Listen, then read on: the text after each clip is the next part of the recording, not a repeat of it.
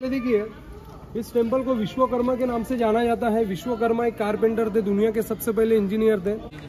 जी आणि डी पुणेकर, माझं नाव आहे गणेश धांडेकर, त्याच्या नावाने केलंय।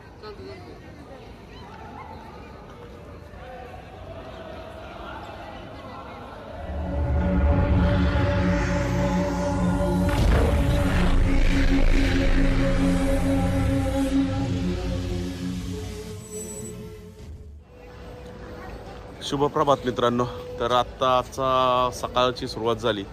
जस्ट म्हणजे नाश्त्याला नाना ते थांबलेले आहेत। नाना आणि राजेश नाश्त्याला थांबलेला आहे, नाश्त्याचे पावते घेतात आणि त्याच्यानंतर आतमध्ये जाऊन आपण नाश्ते लगेच ठेवून झालेले आहे। तर फक्त आता काय करू, नाश्त्याचे कुपन घेऊ। तिथं कुपन मिळतात, बरेच 4-5 प्रकारचा नाश्ता असतो।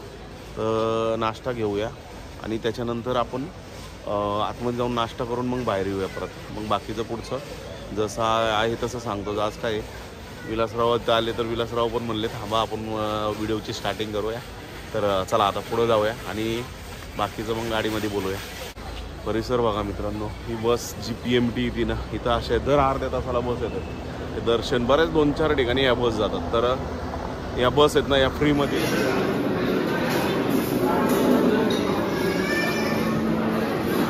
अहो एका वेळ काय ठेवली प्लेट ना साईडला धरायची, तर दोन्ही एका वेगवेगळे आता जरा चलो चलो चलो।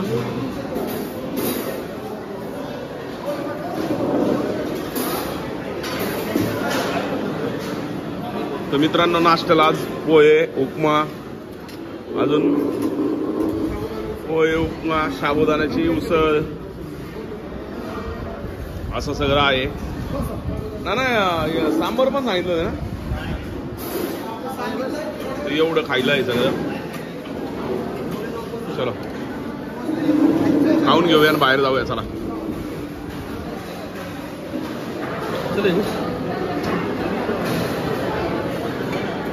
तर मित्रांनो, नाश्ता झाला आपला। इथं नेहमी पलीकडे टोकन दिलं, टोकन नाश्ता मिळतो। त्यानंतर तुमचं जेवण झालं की जे आहे ते इथं आणून द्यायचं। म्हणजे तुमच्या प्लेटी जे वापरलेले आहेत त्या इथं आणून जमा करायच्या। एकदम नको का, इथं पद्धत आवडली तर अभिप्राय लिहायचा। छान वाटलं नाश्ता करून। चला शूज घालूया आणि निघूया। तर मित्रांनो, आता आहे ना आपण गार्डन मध्ये गेलो, गार्डन बंद होते तर इथून निघतोय आणि कैलासची जी लेणी आहे ना तिथं चाललोय। तर चला, कारण की मग जरा श्रीनाथ गुळपट्टीवाले तिथं गुळ आणि ते गुळाची चिक्की, शेंगदाण्याची चिक्की घ्यायला थांबलेले आहेत सगळे। तर चला आता पुढे जाऊया। गाड्या इकडे लावलेले आहेत दोन्ही, लगेच बसूया आणि निघूया। चलो। देखिए, इस टेम्पल को विश्वकर्मा के नाम से जाना जाता है। विश्वकर्मा एक कारपेंटर थे, दुनिया के सबसे पहले इंजीनियर थे। उन्हीं के हाथ से इस मंदिर का कारपेंटिंग हुआ है। इस टेम्पल को कारपेंटर हाउस कहते हैं। ये मंदिर विश्वकर्मा जी को डेडिकेट किया, यानी कि समर्पित किया। इसीलिए इस टेम्पल को पूरे वर्ल्ड के अंदर, पूरे विश्व के अंदर में विश्वकर्मा टेम्पल के नाम से जाना जाता है। इस टेम्पल का नाम है सुधार का झोपड़ी। सुधार यानी कि एक आर्किटेक्चर थे, अपनी कला डिजाइन वो एक लकड़ी में करते थे, जैसे बाम्बू में झोपड़ी वगैरह बनाना, लकड़ी में डिजाइन कलाकृति करना। लेकिन आप नोटिस करेंगे उन्होंने एक सिंगल रॉक को काट के फ्रंट टू बैक में एक स्ट्रक्चर को बनाया है। मंदिर में खड़े होने के बाद में आपको ऐसा आभास, ऐसा फील होगा कि आप एलिफेंट के पेट में खड़े हैं, क्योंकि अंदर जाने के बाद में आपको बहुत बड़ा एलिफेंट स्केलेटन देखने को मिलेगा। इस टेम्पल का नाम है बुद्धिस्ट टेम्पल। अंदर जाने के बाद में आपको भगवान बुद्ध की बड़ी प्रतिमा देखने मिलेंगी, धम्म चक्र परिवर्तन मुद्रा में। उसे टीचिंग मुद्रा भी कहा जाता है, यानी कि भगवान बुद्ध ने अपने लाइफ का सबसे पहला प्रवचन दिया था। सारनाथ में वही प्रतिमा आपको इस मंदिर में देखने को मिलती है। सबसे पहले देखिए सर, राइट पोजीशन में आपको जो मंदिर दिख रहा है सर, ये साउथ साइड का मंदिर है। साउथ में आप जाएंगे, जितना भी मंदिर होता है उसके ऊपर में जो गोपुरम का स्ट्रक्चर रहता है उसको सजाते हैं फूल से, माल से, हार से। इधर में जो मंदिर देख रहे हैं आप, ये ए शेप के आकार में कलश में, ऐसा मंदिर आपको नॉर्थ में देखने मिलता है, क्योंकि नॉर्थ साइड में ऐसे ही टेम्पल को सजाया जाता है। लेकिन आपने देखा होगा साउथ में थोड़े हाईवी, गेंडे पतले से ऐसे हाईवी लोग रहते हैं। ये देविडियन पीपल है, यहाँ पर देखिए पट्टी के आकार में। और नॉर्थ में ऐसे आपके मेरी तरह दुबले पतले खूबसूरत लोग रहते हैं, वहां पर देखिए। लेकिन ये देविडियन शैली है और ये आर्यन शैली है। लेकिन ये दो मंदिर से ऐसा भी प्रदर्शित होता है कि कुछ साउथ और नॉर्थ के लोगों ने यहाँ पर आके अपनी कुछ कलाकारी बताई है, इसीलिए उनका सिंबलाइज आपको यहाँ पर देखने को मिलता है। सबसे ऊपर में देखिए 2 बच्चे और मॉम डैड आने वाले जनरेशन को एक मैसेज दिया है, हम दो हमारे 2 सुखी परिवार एंड हैप्पी फैमिली। यानी कि उनका बताने का उद्देश्य ये था कि जितना कम परिवार रहेगा उतना सुखी रहेगा। लेकिन कोई जनरेशन ने इसको फॉलो नहीं किया, लेकिन ये 20 साल से लोग यही फॉलो कर रहे हैं, हम दो हमारे 2 सुखी परिवार एंड हैप्पी फैमिली। यानी कि बताने का उद्देश्य ये है कि जितना कम परिवार रहेंगे उतना सुखी रहेगा। उसे मिथुन कप्पल के नाम से जाना जाता है। उसके बाद में देखिए राइट साइड और लेफ्ट साइड में आपको 3-3 अप्सराएं दिख रही है, वो गंधर्व अप्सरा है। जैसे कि अपन किसी रिसेप्शन में जाते हैं तो वहाँ पे अपना फ्लावर डाल के वेलकम होता है, वैसे ही वो अप्सरा साउथ और नॉर्थ पोजीशन में भगवान बुद्ध का वेलकम कर रही है, स्वागत कर रही है। क्या कर रही है? ऐसा फ्लावर डाल के वेलकम कर रही है। देखिए इधर आर्किटेक्चर ने यहाँ पर पेड़ तो नहीं लगाया, लेकिन एक पत्ते का डिजाइन दिया है, जिसे अपन बोध ट्री है, lips tree, people tree, people के पत्ते का डिजाइन भी कहते हैं। सो अप्सराओं के बीच में और डोर के ऊपर में आपको एक गोल सा डिजाइन दिख रहा है, वो पीपल के पत्ते का डिजाइन है। भगवान बुद्ध को पीपल के पेड़ के नीचे ज्ञान प्राप्त हुआ था बुद्ध गया में, बिहार में। उनका जन्म हुआ था लुम्बिनी, नेपाल 563 कपिल वस्तु में। जन्म होने के बाद में 7 दिन के बाद उनके मम्मी का देहांत हुआ था महामाया का। उनके पिता का नाम है शुद्धोधन। उसमें एक विंडोज दिख रहा है आपको, ये 9 to 16 मार्च सूर्य का सन नेचुरली इधर से आता है और आने के बाद में वहां से जाता है। जाने के बाद में भगवान बुद्ध के स्तूप पे जाता है और उसके बाद में फेस पे आता है। फेस पे आने के बाद में ऐसा प्रदर्शित होता है कि स्वयं भगवान बुद्ध को ज्ञान प्राप्त हो रहा है। ये 1 year 1 day होता है, साल में एक बार। सो मेरे पास एक पिक्चर्स है, मैं आपको बताऊंगा। आपको इंटरेस्ट है तो एक हफ्ते के लिए। हाँ, यस, मैं आपको फोटो सेंड करूंगा व्हाट्सएप पे। Okay okay okay. क्या म्हणत होता ना, मी पण म्हटलं होतं तू काहीतरी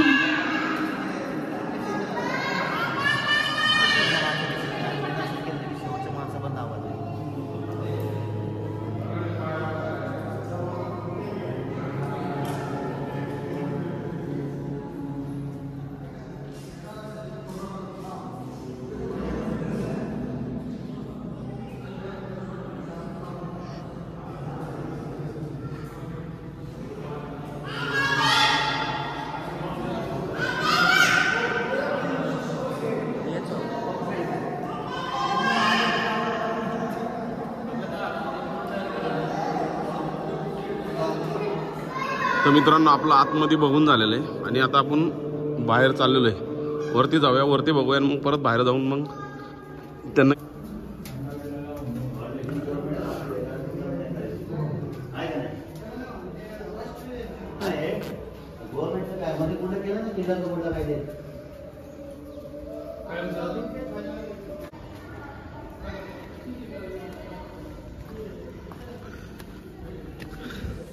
इसीलिए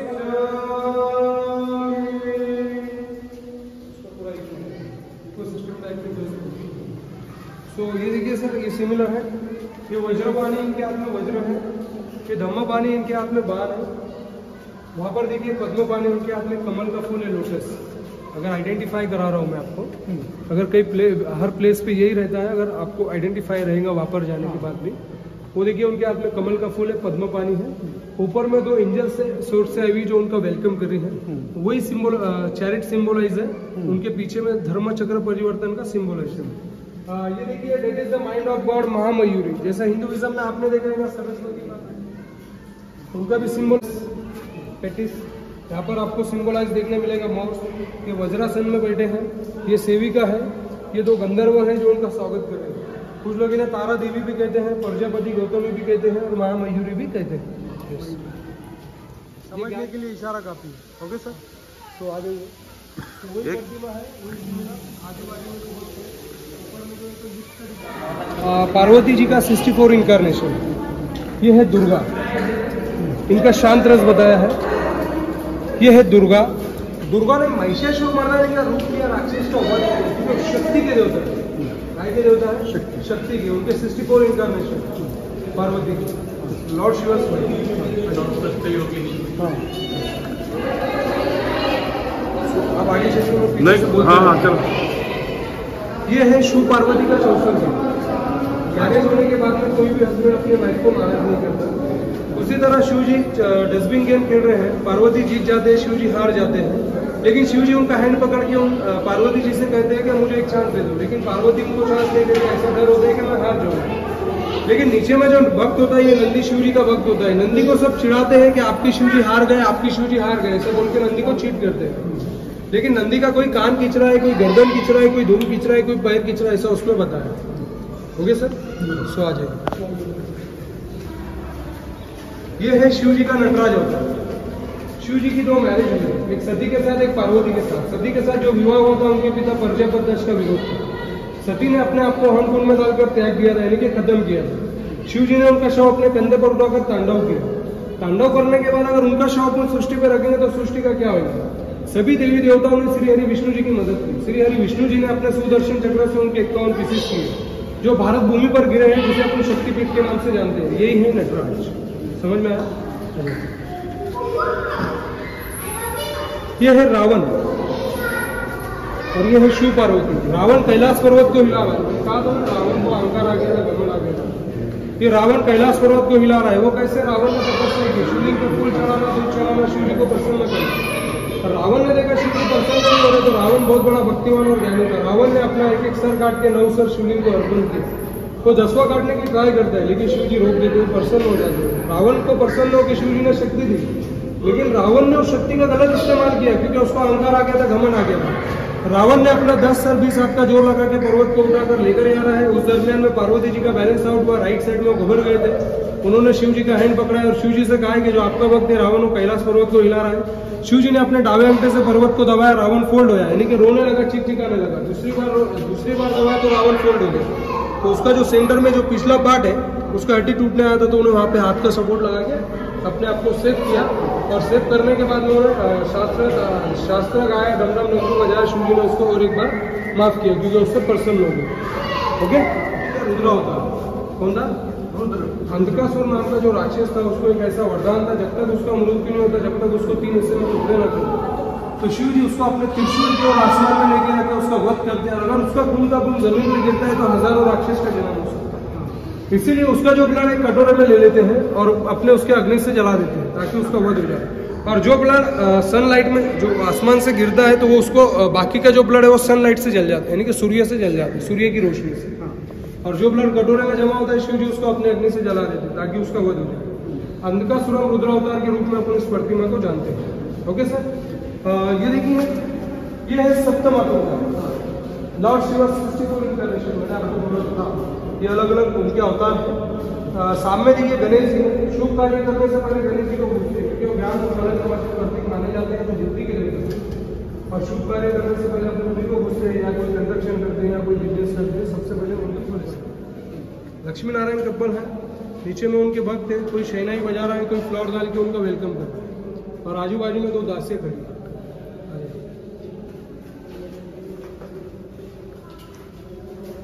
श्री हरि विष्णु है, समुद्र गंतन में बैठे हैं, उनकी 2 दासियां हैं जो उनका वेलकम कर रही हैं। नीचे में उनके भक्त हैं जो उनका स्वागत करते हुए बताएं। ये गंगा यमुना सरस्वती त्रिवेदी संगम। ये वरा अवतार है। राक्षसों ने सृष्टि को प्रलय में लेकर गए, तो विष्णु जी ने वरा अवतार लिया, राक्षसों को वध किया, पृथ्वी माता, धरती माता को बचाया। ये है लक्ष्मी देवी। आजू बाजू में 2 भक्त खड़े हैं, उनके हाथ में 2 पानी के घड़े हैं, ऊपर में 2 बड़े बड़े हाथी हैं। हाथी अब कहते हैं एक्चुअली में गज लक्ष्मी है। और नीचे में जो उनके भक्त हैं, उनको पानी यहाँ से भर के सप्लाई कर रहे हैं, और कुछ गंधर्व है। और ये है दुर्गा माता, जो शक्ति के प्रतीक माने जाते हैं। उनका शांत रस है और वो वहाँ अशांत रस है। Okay sir?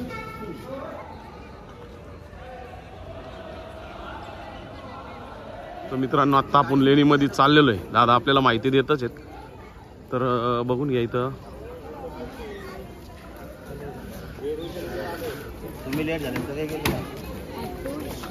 चल ना मग.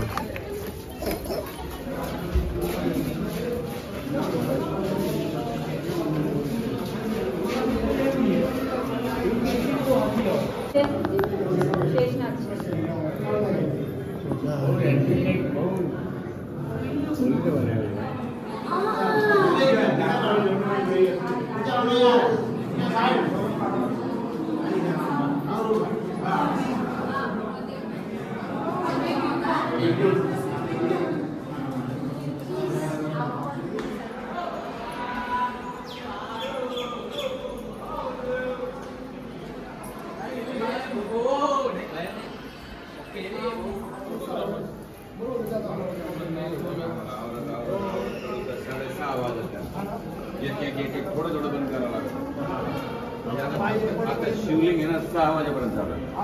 आता बंद झालं का? मग प्रदक्षिणा थोडं बंद केलं की मग ते आमच्या कंट्रोल मध्ये येतं. बरोबर मग 6:30 वाजता 7 वाजता घरी जातो. हा हा. कोण राहिलं तेच आहे का?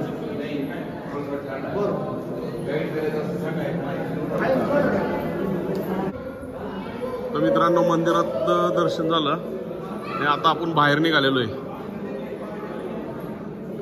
कारण की मंदिर आता बंद होतं या टायमाला.